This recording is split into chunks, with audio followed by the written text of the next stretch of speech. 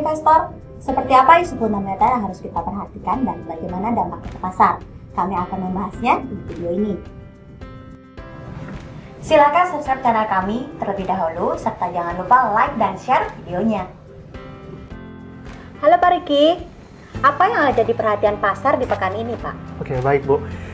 Rebound dolar Amerika Serikat masih terbatas setelah sempat mengalami tekanan sepanjang perdagangan pekan kemarin di tengah minimnya insentif perdagangan dan libur Imlek di akhir pekan kemarin.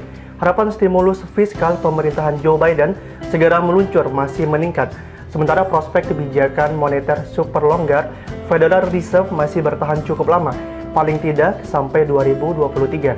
Seiring upaya pemulihan di tengah pandemi corona, hal ini akan kita nantikan pada The Fed Minutes pekan ini.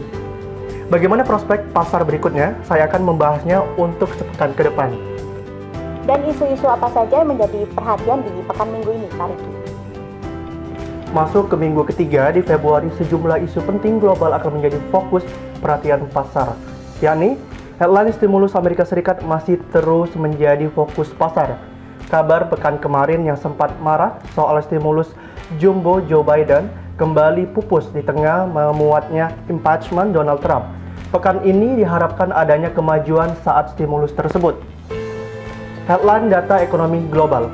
Pekan ini padat serangkaian data ekonomi, namun di awal pasar Amerika Serikat dan China, libur Senin pasar akan bergerak terbatas. Hari Selasa, pasar akan memfokuskan RBA minutes di pagi hari ini. Sedangkan sore harinya data zona euro, di mana data GDP dan survei ZEW Economy Sentiment akan menjadi penggerak mata uang euro. Hari Rabu, pergerakan pound sterling akan dipengaruhi data inflasi yang rilis di sore harinya. Estimasi terjadi penurunan menjadi 0,5% dari 0,6%. Memasuki sesi perdagangan Amerika Serikat, data retail sales Amerika Serikat diperkirakan naik 1,1% dari minus 0,7%. Dengan tidak mengesampingkan data inflasi Kanada yang bersamaan dirilis pada jam 20.30 waktu Indonesia bagian Barat.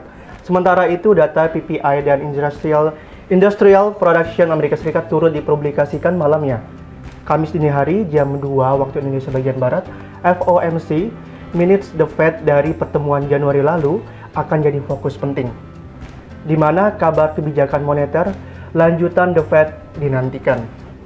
Hari Kamis, data ketenagakerjaan Australia jadi sorotan karena diperkirakan mengalami penurunan, sementara data klaim pengangguran Amerika Serikat juga mengalami penurunan. Hari Jumat, sore hingga malam, data jasa PMI dan manufacturer PMI ramai dirilis, baik dari sore dari zona euro, Inggris, dan Amerika Serikat. Cermati data retail sales Inggris di siang hari, di mana mengalami penurunan 2,6% dari 0,3%.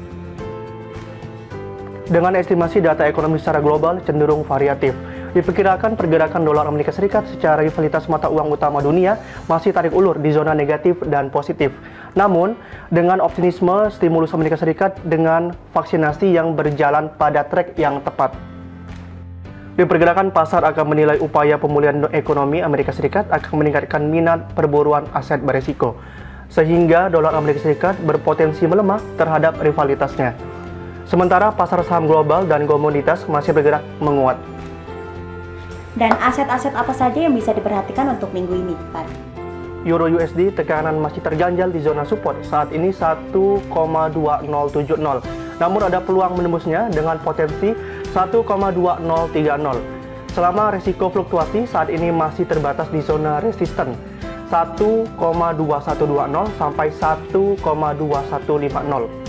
GBP USD penguatan potensial berlanjut dengan memperhatikan kisaran resisten 1.3850 sampai 1.3880 untuk menuju psikologis resisten 1.41, zona support 1,3720 sampai 1,3750. Minyak harga berada dalam posisi resisten krusial $60 yang dalam 2 pekan terakhir menopang rebound gradual resisten $60 sampai $63.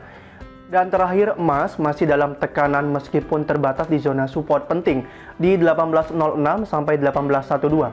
resisten di kisaran 1847 sampai 1870.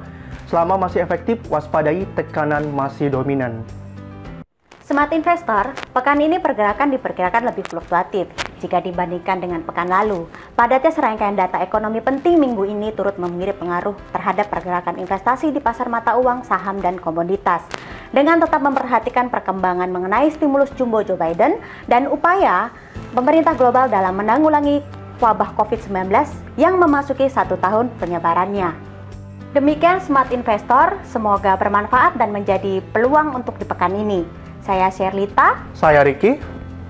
Selamat Tahun Baru Imlek. Gongsi-gongsi. Sampai jumpa.